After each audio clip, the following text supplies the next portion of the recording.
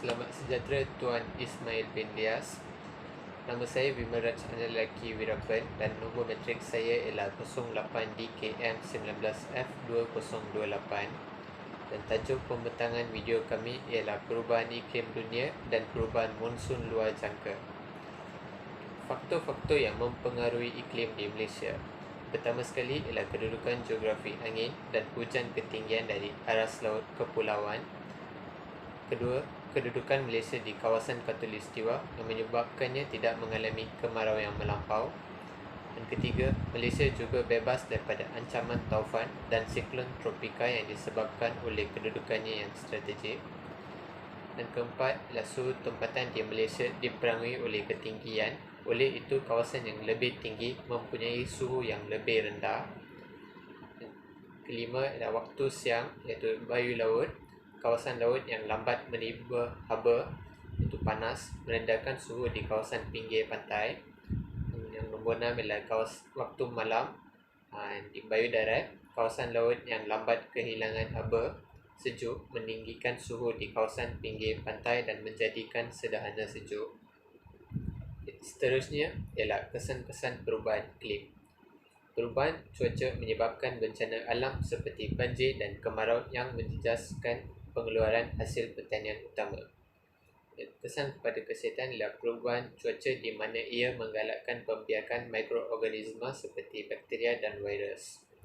Di sektor pertanian ialah kejadian kemarau yang melampau bukan pada musimnya dan kemusnahan hasil tanaman. Di kawasan hutan mempengaruhi keupayaan hidup dan biodiversiti hutan untuk bermandiri. Risiko kebakaran hutan akibat pemanasan global juga tinggi. Naik sekali ialah sumber air mengganggu proses perolehan air bersih untuk kegiatan harian manusia seperti membasuh pakaian, memasak, mandi, pertanian dan sebagainya. Assalamualaikum dan selamat sejahtera. Saya Muhammad Afidini bin Abdullah, nombor matrik 08 DKM 19F2029. Penyebab perubahan iklim terjadi disebabkan 4 faktor. Faktor yang pertama ialah merupakan efek rumah kaca. Yang kedua pula merupakan peningkatan emisi. Dan yang ketiga disebabkan pemanasan global. Dan yang terakhir disebabkan perubahan orbit bumi. Bagi cara-cara mengatasi perubahan iklim, terdapat 6 cara. Yang pertama ialah pertanian dan makanan. Yang kedua, bangunan gedung dan kota. Yang ketiga, pendidikan. Dan yang keempat, energi. Kelima, hutan dan penggunaan lahan. Dan untuk yang terakhir ialah transportasi. Sekian dari itu saja. Nama saya Jivan Analaki Adi Gesan dan nombor matrik saya ialah 08DKM19F2030. Sebelum memasuki proses monsun, sistem monsun utama di dunia terdiri daripada monsun Afrika Barat dan monsun Asia Australia. Tetapi mungkin juga termasuk sekali monsun Amerika Utara dan Amerika Selatan yang mengalami pembalikan angin yang tidak lengkap. Proses-proses monsun merupakan muatan haba lapisan yang terlibat dalam kitaran musim adalah lebih besar di atas lautan berbanding di atas daratan. Dengan hasilnya iaitu udara di atas daratan lebih cepat memanas berbanding udara di atas lautan. Udara panas di atas daratan cenderung menaik, maka terjadinya kawasan tekanan rendah. Ini menjadikan angin mantap bertiup ke arah daratan, membawa bersamaan udara yang lembap dari dekat permukaan lautan.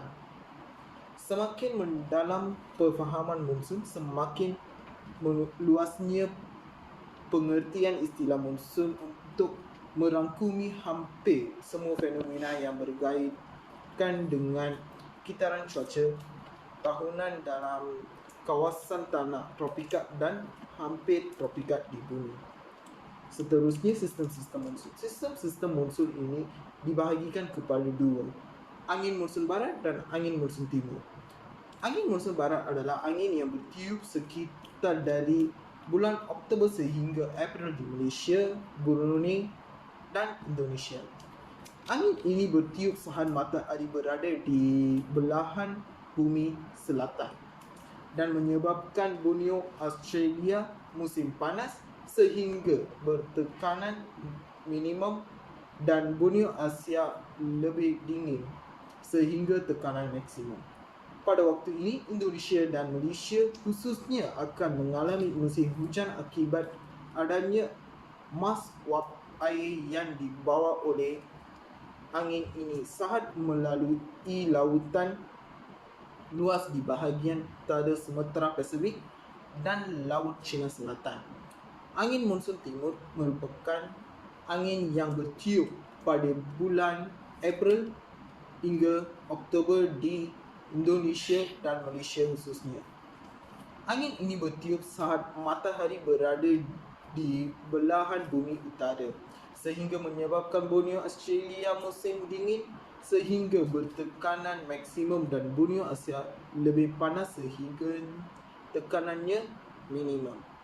Pada waktu ini Indonesia akan mengalami musim kemarau akibat angin tersebut melalui gurun pasir di bahagian utara Australia yang kering dan hanya melalui lautan sempit. Angin monsun timur laut bertiup merentasi Laut Cina Selatan dan sampai ke pantai timur semenanjung Malaysia dengan kelajuan 57 km sejam.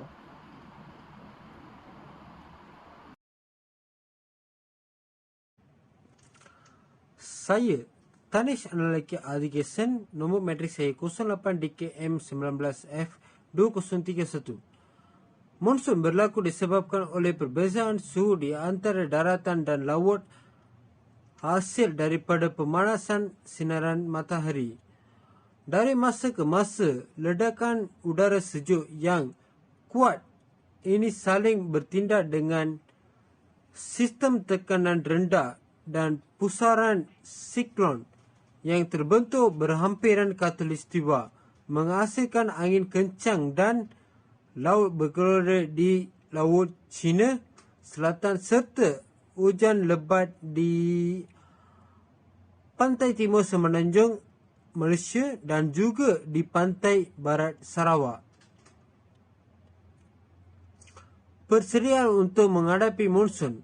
Sebelum musim monsun, sentiasa mendengar sinaran radio, televisyen dan media sosial untuk amaran angin kencang dan laut bergelora. Pastikan bekalan air dan makanan yang tidak mudah rosak disimpan secukupnya. Bersihkan longkang, parit dan talang hujan daripada tersumbat semasa musim monsun. Tinggal di tanah kukuh, jauhi daripada longkang beraliran deraju, sungai dan kawasan banjir.